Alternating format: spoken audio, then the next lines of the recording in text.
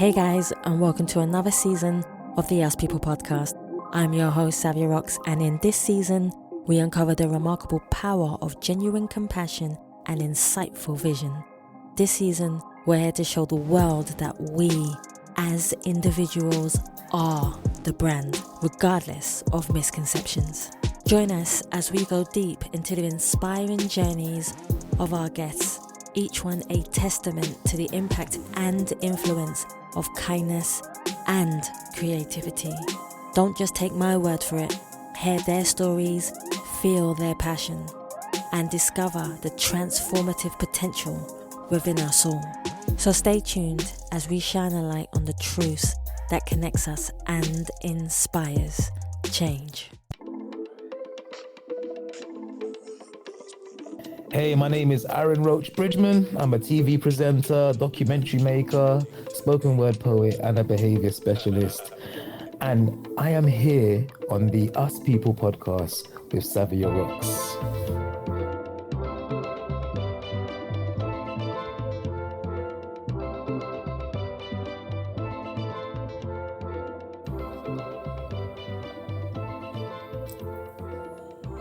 Hey guys, welcome to another episode of the Ask People podcast.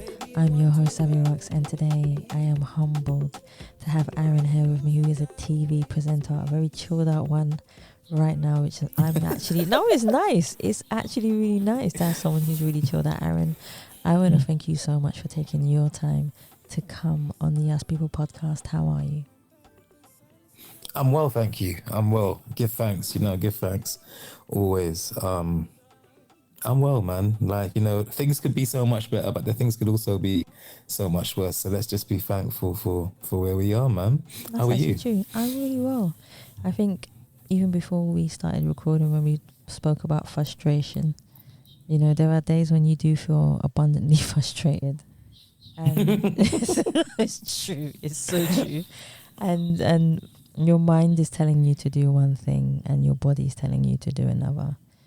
But I always, but I always believe in the concept of inhaling and exhaling and just letting that energy out, because I'm a big firm believer of energy and how you transfer that energy. So even if something or someone is trying to transfer the negative energy towards you, Aaron, I think it's once they try to bounce that on you, you have to decide how you want to use that energy and what you want to do with it. So you can either let it bounce on you in a bad way, or you can turn around and say, no, I'm going to use that energy, filter it out and take out the bad and use the rest of it for some good. So that's how I'm feeling today. I like that. That sounds to me like you had a testing day. I had you chose balance. You chose equilibrium. I definitely chose that today. But I always say to everyone, we all gonna go through it, and just don't let other people's opinions or mental thoughts corrupt your feeling of who you are. 100%. So definitely. So Aaron, my first question for you is, I would love to know more about you, because I've listened to you speaking before, but I want to get more into who you are as a person. So could I kindly ask you to tell me about your background, where you grew up, and how that influenced you to be the person who you are today? Yeah, well, to take it back, my background is Barbados and Dominica. I spent a lot of time in Barbados growing up. So I was literally in Barbados probably every single year. Wow. For months at a time, for maybe the first, I would say maybe the first at least 14, 15 years of my life. And then I started to move towards, like wanting to see the rest of the world and, going, and trying to be rebellious and all the rest of it. But I was raised in northwest London. I'm from an area called Harlesden. Yes, I know. In northwest London. Mm-hmm. I guess the reputation of the area precedes I itself. went to school in Halsden, so I can't say anything. No way. Where do you Yeah. go? Convent? Yes, I did.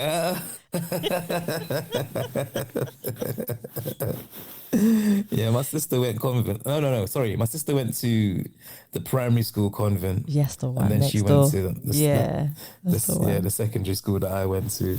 But yeah, and so yeah, man, raised in the ends, man. Like and in terms of what it done for me, in terms, so I think firstly, my cultural heritage shaped me in many ways.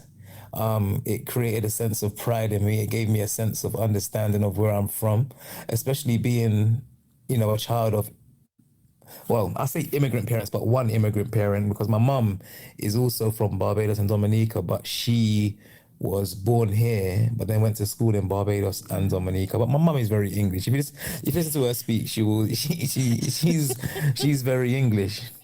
But being the children of immigrant parents or grandparents for some people, my grandparents weren't in this country. I think sometimes being here, it can be a challenge in identity, True. because you know that you originate from somewhere else. You're trying to assimilate into here as well. But sometimes through that dichotomy of difference, it can sometimes create a challenge in identity for a lot of young black children. But I think me having that strong Bajan heritage, as well as my Dominican heritage as well, but I did spend much more time in Barbados. It gave me a sense of identity, gave me a sense of understanding who I am. And when I would go back there, I knew I was going to see my family. Yes. And in terms of the area that I was from, I think it being a very dangerous and notorious area, it gave me a hardening. It gave me an understanding of grit. It gave me an understanding of real life. It gave me an understanding of struggle, but it also gave me an understanding of community. And then once again as well, that identity of being from there gave me a sense of pride. It gave me something to represent. It put a little bit of a battery in my back so that when my life and eventually career started to go different in terms of heading towards I guess a more reputable place, Yeah. it gave me something to represent. It gave me a people to represent. It gave me a determination, because being from the kind of place that I'm from, they don't expect you to go on and do That's some of the true. things that God has blessed me to be able to do. So yeah, I think where I'm from and what my background is and my heritage, both culturally and locally, have made me the person that I am, and it's really given me the battery in my back to try and push on towards whatever it is that I'm pushing towards. You know what I mean? It's something Building myself positive. as a It's something positive, Aaron, yeah, for yeah, sure. yeah. Sometimes you're like, what am I doing? That was me You know what I today. mean? But yeah, yeah, No, I hundred definitely percent. understand it. So I'm going to get a little bit deeper into that. So I'm going to Coolio. ask you, Aaron, can you define yourself as a person, but also who do you see when you look in the mirror? But on the flip side of that question, has there ever been a time where you have looked in the mirror, Aaron, and not recognized the person staring back at you? How did you manage to go from a person that you might not have liked the reflection of to becoming a person that you felt had purpose and being the way that you wanted to? Yeah, that's hard. Okay, so to define myself as a person, firstly, I would say I don't know. I think I'm probably someone who too much. Like, I think my friends say that as well. Like, I get quite emotionally invested in, especially issues that affect my own people. I do see this race as a race that is supposed to be one of no man is left behind. So maybe sometimes I focus more on the diaspora, or I focus more on the us as opposed to the me. But that's me. I see it in my mum as well. So I know it's something that's genetically in me. It's something that I've inherited. My mum is the same way. So I think I'm a selfless person. I think that selflessness has allowed me to keep humility. Yes, I agree. I'm not away with myself, and I'm not believing in my own hype. I'm not like, I'm very much still who I always was. But I think that links back into your question about looking into the mirror and seeing someone different to who you thought or you think you are. And I think that came with when I stepped into mainstream television. Like when I stepped into mainstream television, I understood now that I'm speaking from a perspective of a national perspective. I was talking to a national audience. And so I had to, in my head, I had to understand that how I present myself, both verbally and even physically, had to be representative of something that was more universal. Yes, I understand. And so it wasn't so much a mirror, but I remember my first documentary that came out on Channel 5, which was a massive thing for me, such a proud moment. I did like a whole evening, like a launch event in Farringdon. And like invited everyone to come and watch the documentary with me live as it came out. Very proud moment. And sorry, to get to the point, we were watching it, and then I remember there was a part of the documentary when the voiceover came, when one of my guys was next to me. He was like, "Yo, whose voice is that?" I'm like, "Yeah, that's my voice." And he's like, "What? When you don't speak like that?" You know what I mean? And so the reason I say that is because I realized that I wasn't pretending, because I can be quite eloquent. Yeah. Obviously, when I'm with my friends, my tone is a lot more colloquial, so to speak. You get me? Yeah.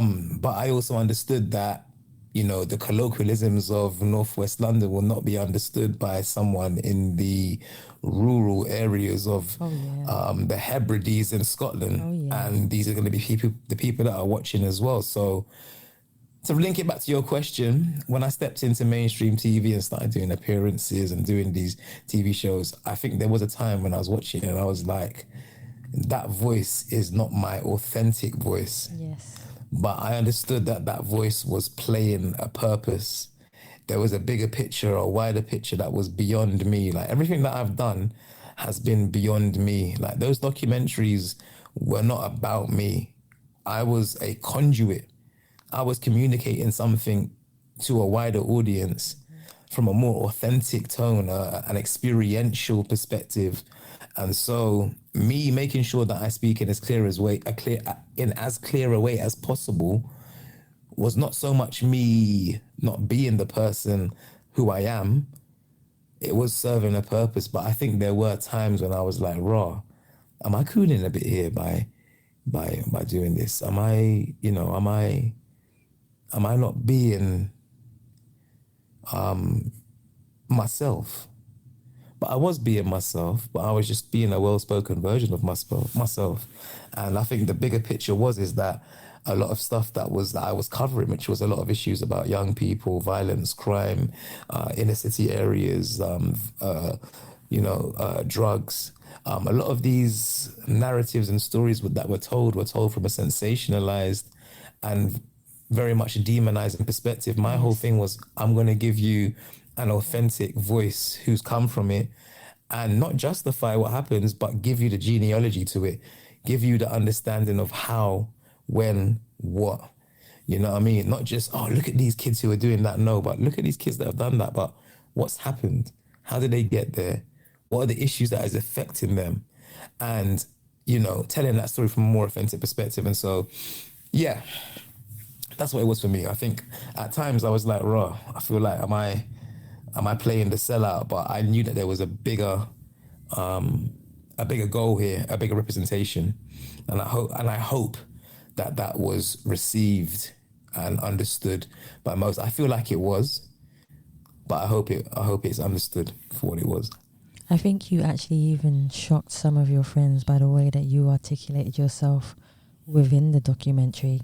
Sometimes our friends have a certain perception of how we are because when we're with them, we are a certain way. Yeah. But then when we, go into our modes, which we do have modes, I think everybody has them, where we go into different modes of how we are presenter, songwriter. It doesn't matter what you do, doctor, it doesn't matter. You go into this creative work mode that allows you to be a different type of person, not in a bad way.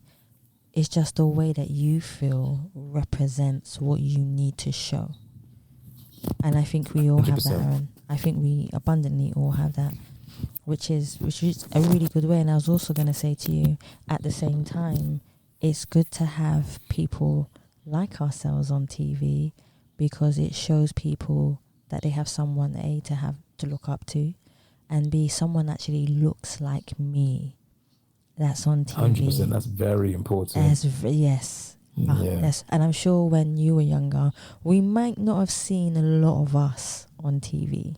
So we might not have had this massive, big representation.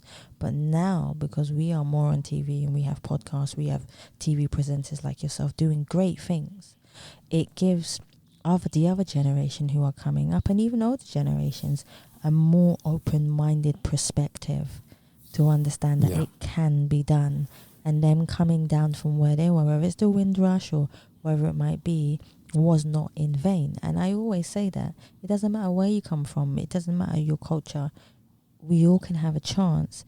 It's just about people who have the power to be able to open those doors and allow us through with our determination as well.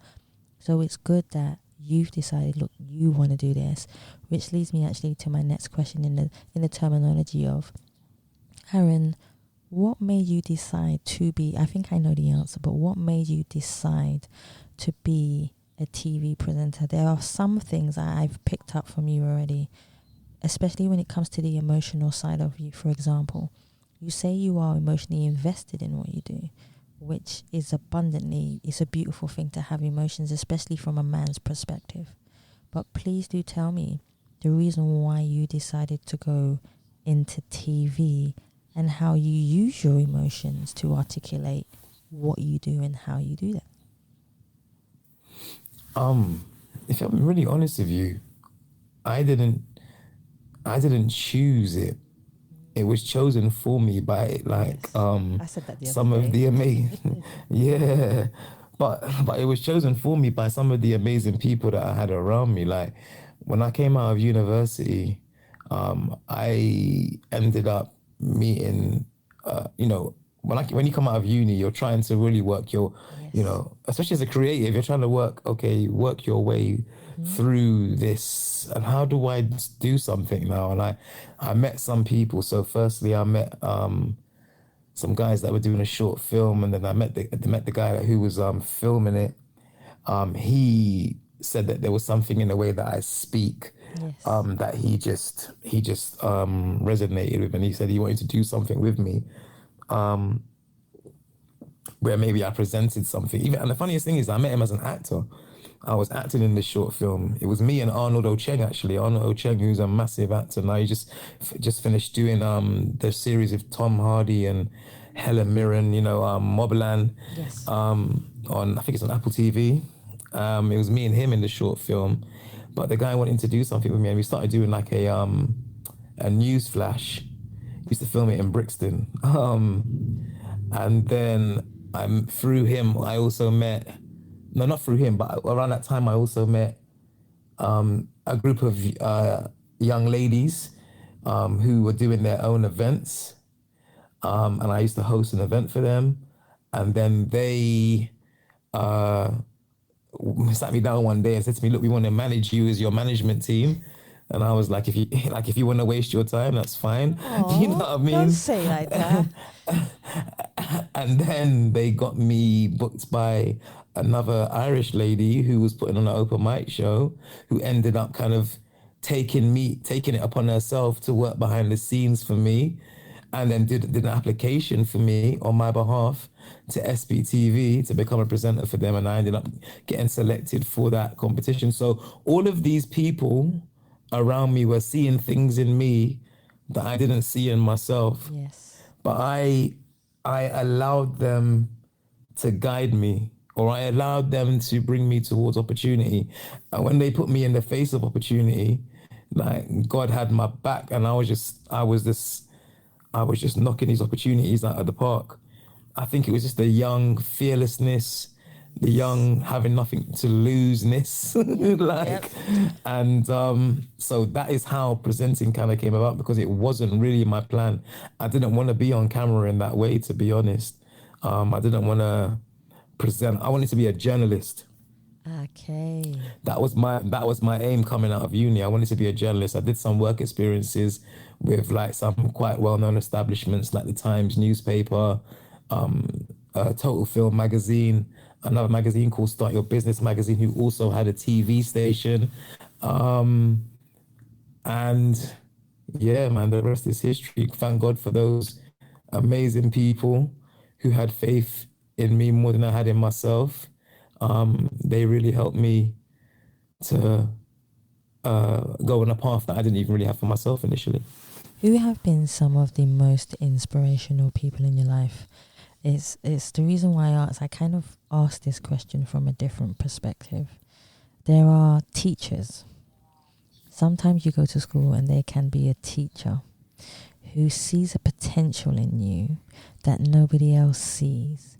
Usually when people ask that question, it's just a generic question of who are your inspirations. But I always like to go deeper into those modes, because there are people in our life, like you said, who see things in us that we don't see in ourselves. But there are also teachers who see things in us, Aaron, that we don't see in ourselves. Has there ever been anyone in education, because education is important in every form, in every way, and you don't just learn education in schools, you learn it just by living, so is there anyone that you would like to highlight who has helped you?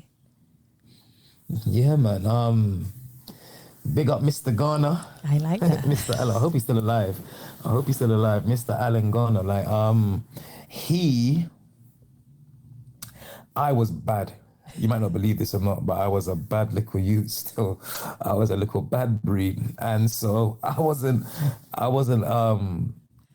it got to the point where I wasn't even allowed in classes no more in school. Yeah, I wasn't even allowed in classes. And so I would sometimes find myself dashed out of a class, roaming the corridors, going behind people's classroom doors where I knew they were, and doing like signs through the window, like, yo, you see me? And so at some point, I would find myself towards Mr. Garner's room. And I'll be like, yo, sir, like, oh, I've been dashed out again, kind of thing. And Mr. Garner would be like, yeah, it's fine, you sit down there. He would like have me in his room, and then he would like talk to me and stuff. And then he would do stuff like, he had to go and do like lunchtime duty, but he'll leave me with the keys to his room and just say, look, when you're ready to leave, just lock it up and you can come and give me the keys. And I'm like, raw, I'm supposed to be this bad you, and you're leaving me with all of your possessions and everything in your room. But it's like he knew. It's like he knew there was honor in me. And he knew that our relationship was different. So I would never disrespect his thing. So I would tidy up. And then I'd go and like lock his door, and I'd go and give him his key, you know what I mean? And then I remember one day as well, he's like, oh, Aaron, come here. And he took me to his window. As I'm looking out the window, I realized his window overlooks onto this area that we had just on the outskirts of our school park, where we used to go and do certain activities. And I was like, oh my God. And he just looked at me like to say, like, yeah, I know what you're doing. You know what I mean? But he's so true. He's not going to say nothing about it. He just showed me to let me know that he knows. So therefore, you should stop, kind of thing. You know what I mean? So I was like, I just kind of like looked at him, and I was just like, okay, say no more, sir. Like, you know what I mean? And I remember I tried to get his email address to email him, and I did actually email him like quite a few years ago now. And I was just saying like, thank you. And he was like, oh, you haven't got to thank me for nothing. Like, whatever you did it. So, but this is before I was doing what I'm doing now as a career. Yeah. I would love to know what he thinks now. I would love to get in contact with him, because like, someone like him. So there was him. There's also another teacher as well called Mr. Ringwald, but his motivation came different. He he made me feel comfortable to express myself poetically. I like He was like an English literature teacher for me. And so I would start to like show him my poetry and stuff because I was always writing poetry secretly, but no one knew. So I give him a shout out as well. And apart from him, he was actually a Canadian, like a French Canadian. I think he might move back to Canada actually. And apart from him, in university, there was a lecturer called Professor Louise Brown, who I think I, I just, she was, yeah, man. Her module was just so interesting, and her openness and her way of speak. She was a good orator as well. Like she was, I just, I just found her very interesting, and I found what she was teaching me very interesting, and I just something about it just had me enthralled. You know, sometimes I don't know if you went to uni, but sometimes in uni, like some of the lecturers, you might have just like sometimes you fall asleep. You know, like let's be honest, sometimes you fall asleep. Let's be real. Come on, let's not lie about it. Sometimes you fall asleep, but but Louise Brown, she had a way of like I was locked in, and it's interesting because after leaving uni, like her daughters got in contact with me, and up until this day, I still have contact with her daughters on social media and stuff, and things. And so, yeah, those people. And in terms of professionally, someone that I really feel inspired by is Jamie Foxx, Okay. because Jamie Foxx is what they call a multi-hyphenate. Like he is really a multi-talent, and he's been able to use those multi-talents and express and be rewarded and awarded for those skills at the highest level. And something that I had from very young is that I felt like there were multiple abilities that I had. But in the industry, when I first started, they would try to like kind of cut that down and say, yeah, but what do you do? What's your main thing?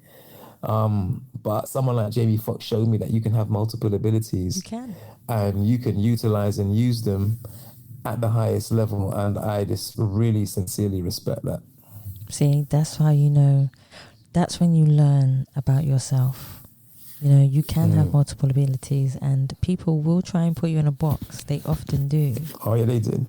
Yeah. You know, and usually it's because they want to own some form of power over what you kind of do. So if they put you in a box, they'll be like, okay, well, you can't do this. You're not allowed to do this. We'll try and do this. But that's not true. If you have multiple abilities, Aaron, you use them all. You absolutely use them all. Yeah, I'm trying. I'm doing that right now. It's flipping stressful. The way you say it. You will honestly get there. It just takes time. It just takes time. So the next one I want to ask you is, what is one of the things that you are most proud of as an individual in this world? Oh.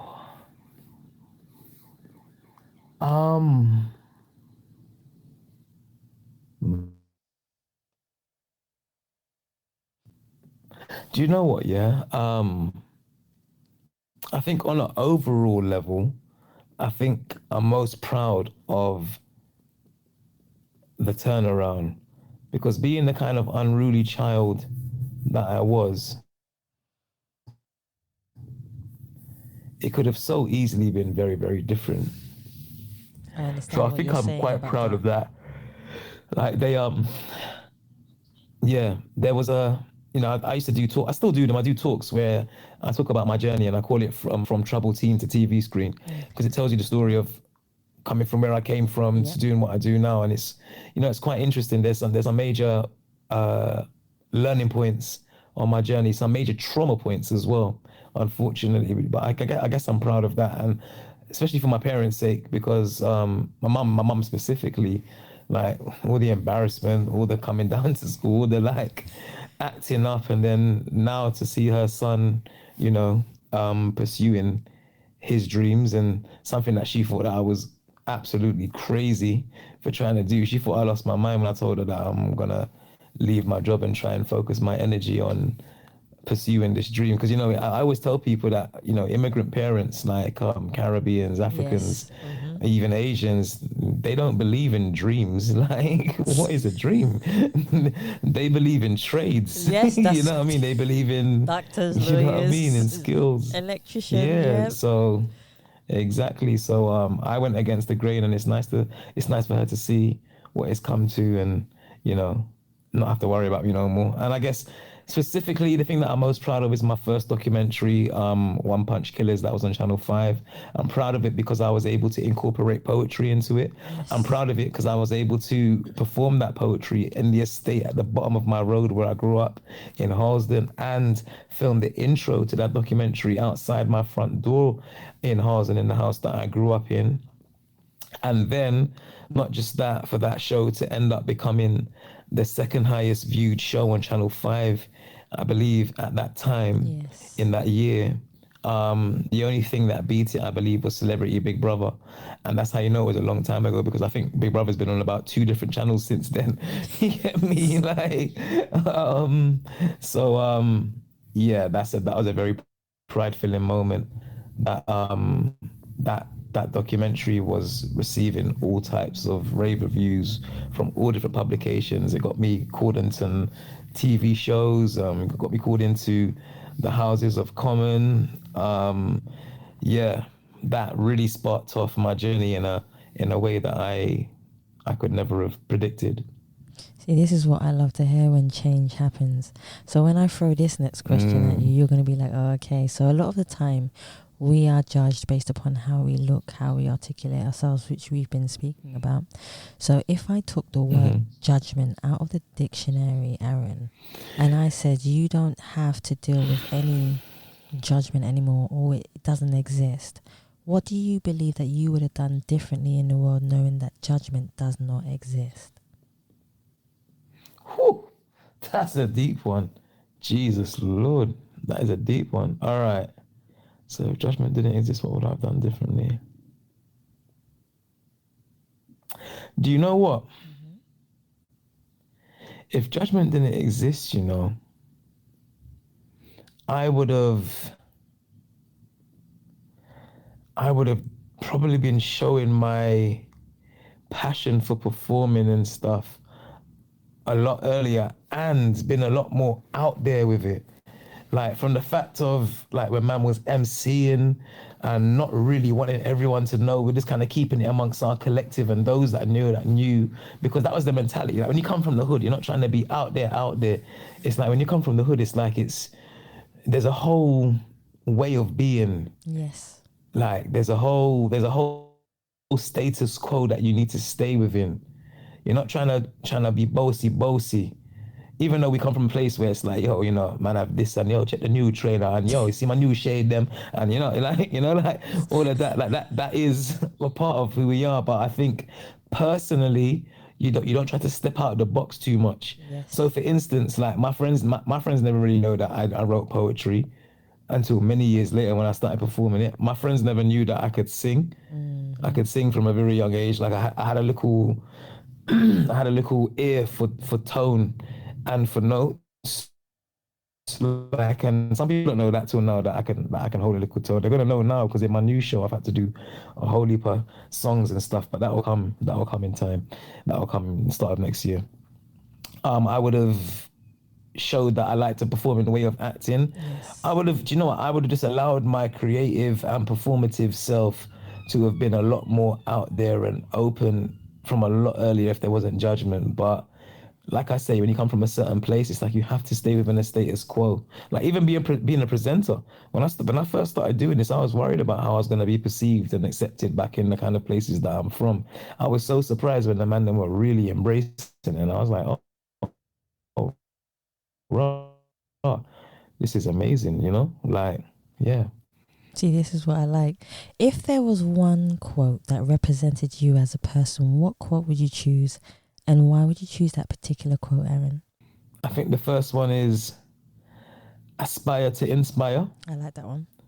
I feel like it's very important. And each one teach one. Yes, I know that one. Very important. Mm-hmm.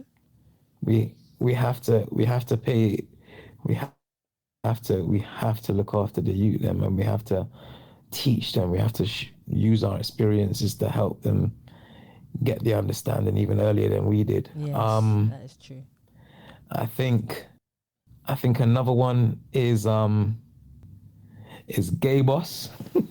Gay I don't boss. know if you heard of You know, Gabos. you're gonna have to tell me. You're Gabos. gonna have to tell me this Yeah. one. Gabos.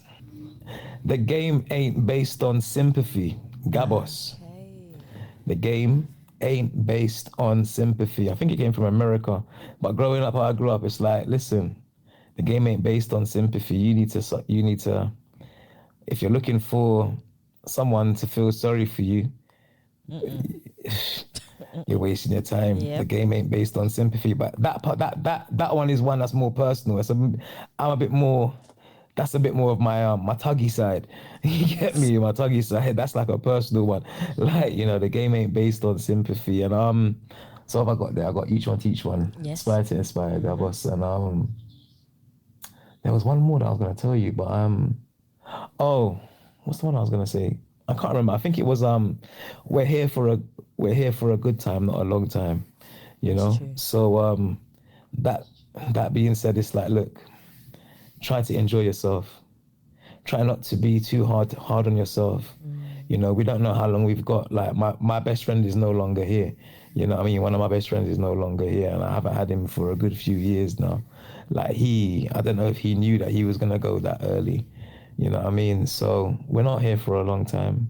So while we're here, be kind to yourself. Try to enjoy your life. You know? Yeah.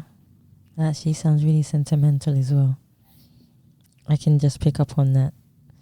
Everyone has a different definition of what success is. Some people find success in just waking up in the morning, Aaron. Some people find success passing the driving test, fighting cancer. There are so many different ways to define success.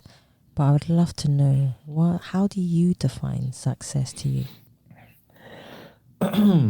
Success to me, I think it's changed as I've got older and my life has evolved. Yeah. Success for me, especially now, is on a personal level. I think I always tell, like, I have this little phrase that I use, and I say, you know, try and get yourself to a stage where you can make your passions pay your pocket. Oh, yes. Yeah. So success to me in that sense then is if you can utilize what your passions are, to pay your pocket, to be your way of providing. That is success. That is phenomenal. And I think, just to end it off, I think also being able to do for a career in life what you love or what you care about is also successful. Like, I remember when I left uni, yeah, I remember saying to myself, you know what, I don't even care about money too tough. Not that I come from make money, but I remember saying to myself, the one thing that I want out of this whole spending 4 years here, like, and really pushing myself to try and achieve, the one thing that I want is that I want for whatever I do in life, when I wake up, I can look forward to it. I want to be able to have some enjoyment in it, or at least have some fulfillment in it. What I didn't want is to go through all of that just to go and get into the rat race, like I was initially, to be honest, and just literally working a job for the sake of working a job and for the sake of an income, Yeah. and having no real investment in it, having no real passion for it. So I said, listen, I just want to find myself in a situation where I can get up and enjoy what I do. And I can truthfully say that there's nothing in my life that I do now that I don't have some level of investment or enjoyment in. And I'm hugely thankful for that. I think, to be fair, that's enough. I think that's abundantly, that's enough, literally. So we all know music plays a major part in all of our lives at some point, especially if you come from a West Indian background. So, 100%. my question for you, Aaron, is if there was one song that was the soundtrack of your life, and I know it can change as time goes by, What song would that be, and why would you choose that particular song? Oh, that is. Oh, you're doing a lot there, you know. That is just. My poor Aaron right That now. one. That one there is. Boy. I bet you when we come off, right? Jesus. All right. Do you know what? Go on. Okay. Go on. I'd probably say it's a mixture of the two, but the artist is Sizzler. Yes. Yeah. Yep. And you said it relates to my life, yeah? Yes. Yes. I think the first song is Be Strong by Sizzler. But I also want to add Rise to the Occasion by Sizzler. Oh, okay. Like, I think those two tunes, like, it's the way that Sizzler is talking to the person. It's almost like he feels like he's talking to me or a younger me. It's like on Be Strong, he's like, hey, how you doing? Long time I haven't seen you. Hope you're behaving yourself like a good behaving citizen. Nothing comes easy. You got to work hard, I'm telling you. And it's like all them lyrics. It's like, oh, yeah. It's like he was talking to it's like he was talking to my young soul. You get me? It's like, he's kind of gangster with it, but he's saying, "No, look, I hope you're behaving yourself like a good behaving citizen. And nothing comes easy. You got to work hard. I'm telling you, hope and pray for love, because you know what I mean. That's what it is. It's like that's what you didn't really see, but that's what it is. It's like there were times when I was complaining when I was a younger, and I'm like, why is this not happening? Why is it happening? And it's like, yo, you got to work hard. I'll never forget one time when I was working with a director, and he said to me, oh, not even a director, at the time he was an assistant producer, and he was saying to me, yo, it takes 15 years to be an overnight celebrity, you know, to be an overnight success, sorry. Yes. To be an overnight success, he said, it takes 15 years to be an overnight success, you know. You can take 20 years. I'm like, raw. That really put things in perspective for me, because like I was doing it for how long? Maybe about 5 years. And I'm saying, yo, what going? Why am I not up there? You get me? But like I seen it with my friends, man. Some of the people that I know, like look at Maya. I knew Maya from when she was 16 years old. I'm sure Maya is like touching 30 now. Yeah. And it's only now you know what I mean? She's a national name.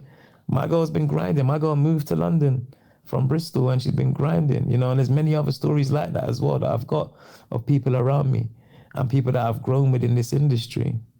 And in terms of rise to the occasion is just like an empowering one. You know, Scissor's talking about rise to the occasion. Look at yourself, you know you're strong.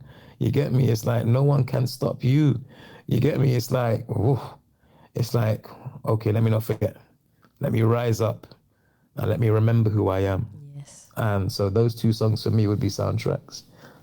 That's actually a good two to choose, actually, especially from your perspective. So what I'm going to do now is, Aaron, I'm going to take you, I'm going to put you on a desert island for 24 hours, and I'm going to say, Aaron, you're allowed to take one president, one activist, and one musician to talk to for the full 24 hours. Who would you take and why? One president, one activist.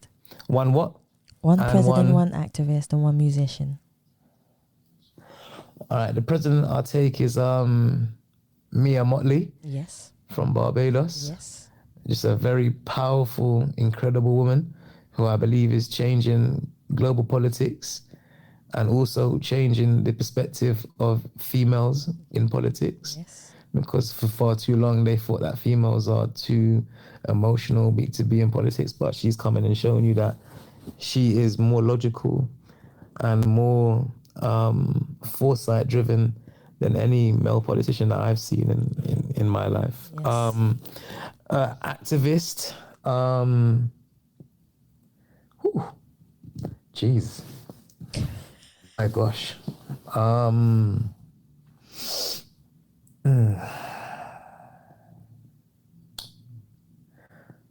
Do you know what? Yeah.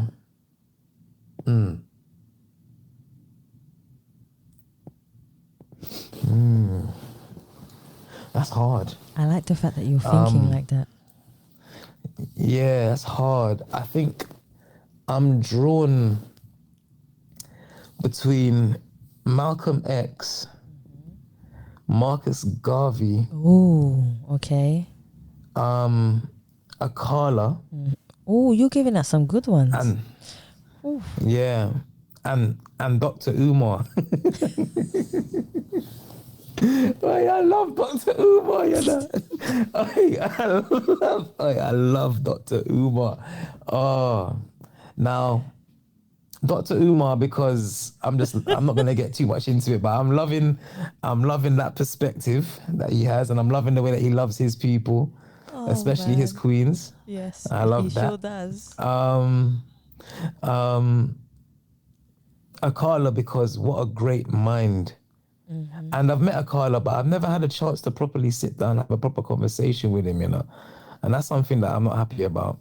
I Yeah. really wanna I really wanna engage on a deeper level conversation that I'm not always able to have with you know, many that are around me. Luckily I've got a close friend, my brethren, Grace, big up Grace.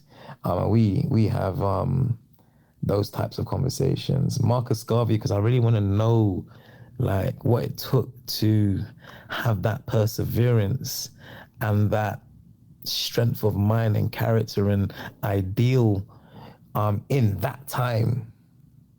And Malcolm X, because his story of going from a little bad boy to becoming one of the greatest voices Yes.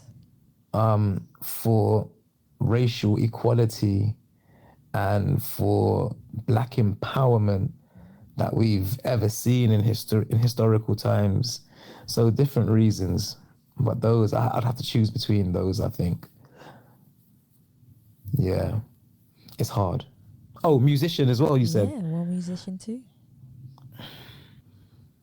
it'd have to be between Elvis, Tupac, um, Bob Marley.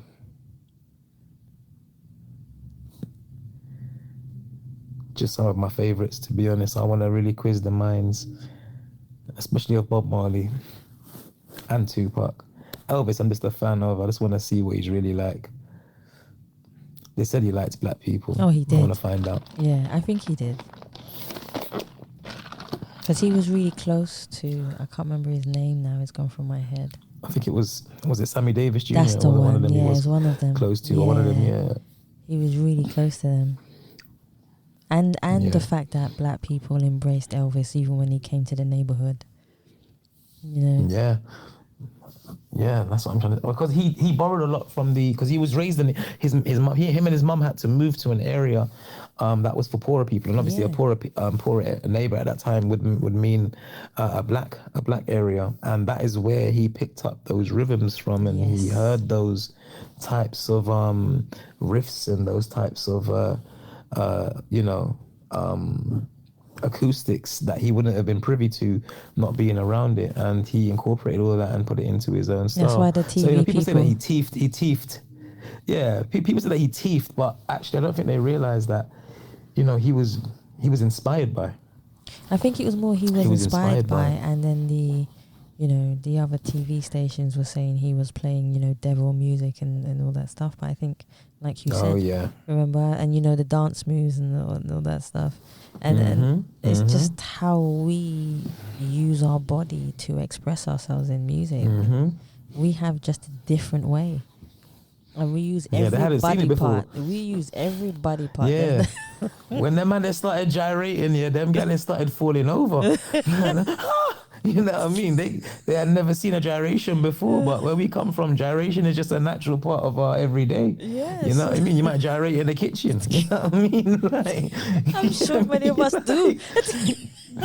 Yeah. You don't want to see me in the kitchen, boy. Hella gyration. Oh. Yo, the waist mad. No, I'm joking. Let me stop talking.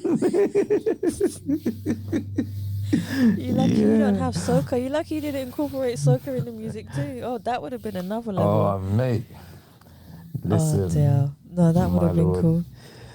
So, I've only got 2 more for you, Aaron. And my second to last one, I find is really important. It kind of helps us to have a definition of who we are and our purpose in life. So, when I talk about this one, we all have a different definition of what legacy means.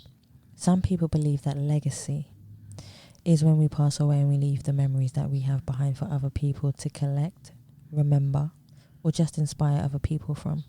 I believe that legacy is an everyday occurrence where you speak, love, touch. It doesn't matter what it is. Put someone in their place in a good way. Tell people when they're right and when they're wrong. Legacy to me is an everyday occurrence of who we are. But from your definition, and only your definition only, what does legacy mean to you and how do you portray it? Legacy to me is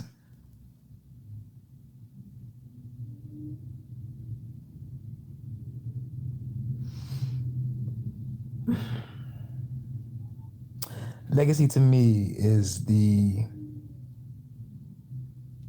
foundation of impact and goodwill that I leave on this earth to be built upon. Because I'm not going to be here forever.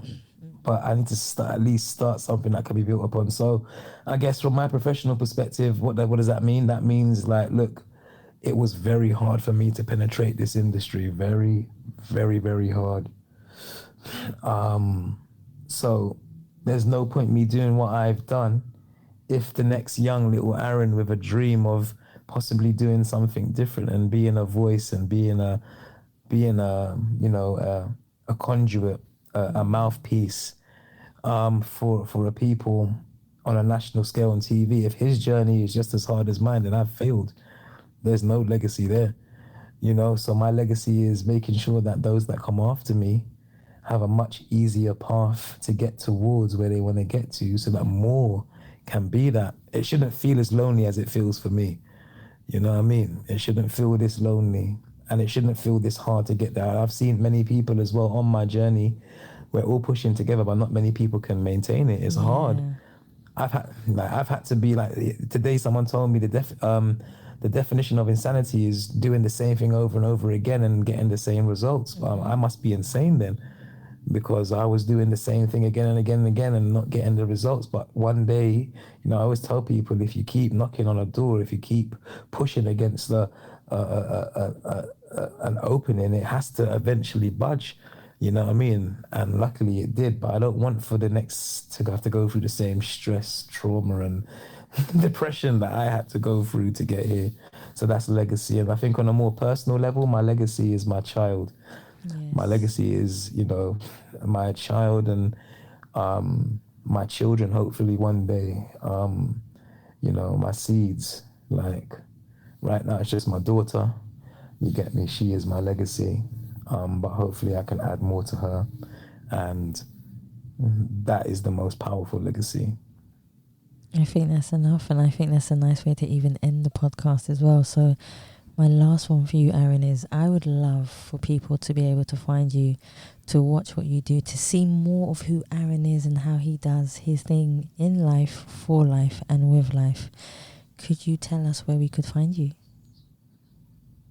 Yeah, so literally I always tell people, if you just Google my name, I was surprised myself the other day. When you Google my name, a lot of stuff comes up. It's mad. It does actually. It's true. It's true. Yeah, they got a whole little thing, like a little tab.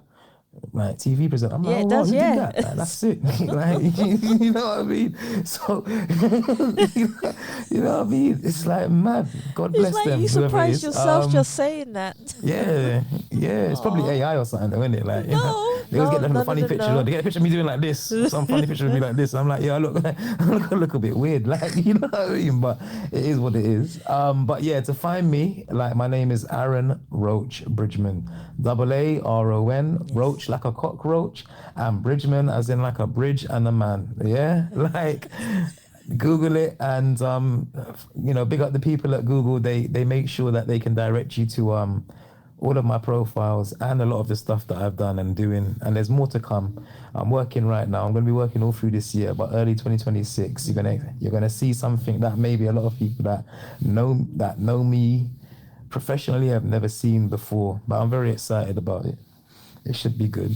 This is what I like, and this is where I say to you, Aaron, I want to thank you for coming on the Ask People podcast, for sharing your story in your way, for showing your emotions, your vulnerability, but more than anything, you just being yourself. Thank you so much from me to you. Oh, God bless you, man. Thank you for having me, man. Thank you. It's more than one. It just felt like an easy chat, to be quite fair. It just felt like two people who live right next to each other, by the way.